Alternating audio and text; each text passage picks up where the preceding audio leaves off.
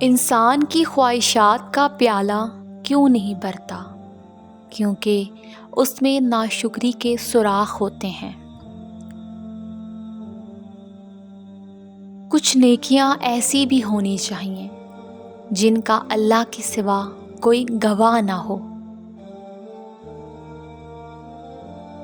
ہر انسان کے پاس دو آپشن ہوتے ہیں، جیسی زندگی گزر رہی ہے گزارتا رہے، یا پھر ہمت کرے اور بدل ڈالے زندگی۔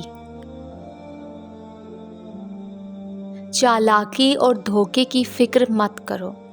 اگر کچھ لوگ تمہیں جال میں پھنسانے کی کوشش کرتے ہیں اور تمہیں ایذا پہنچاتے ہیں تو اللہ بھی ان کو جال میں پھنسا رہا ہے۔ کنواں کھودنے والے کنویں میں گر جاتے ہیں۔ کوئی برا آدمی سزا پائے بغیر نہیں رہتا اور اچھائی جزا پائے بغیر نہیں ہوتی۔ حق پر یقین رکھو اور باقی جو ہوتا ہے ہونے دو۔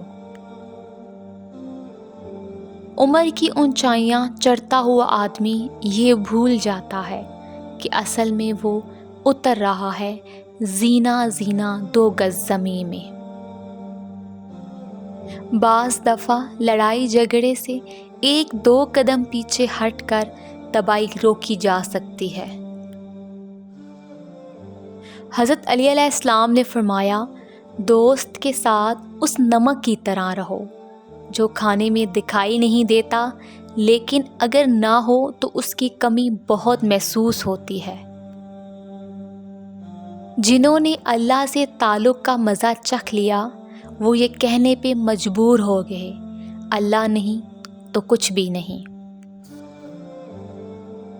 اعلیٰ اخلاقی سطح اکثر 2 قسم کے لوگوں میں پائی جاتی ہے، وہ لوگ جن کی تربیت بہت اعلیٰ ہو یا وہ لوگ جن کا مقصد حیات بہت اعلیٰ ہو۔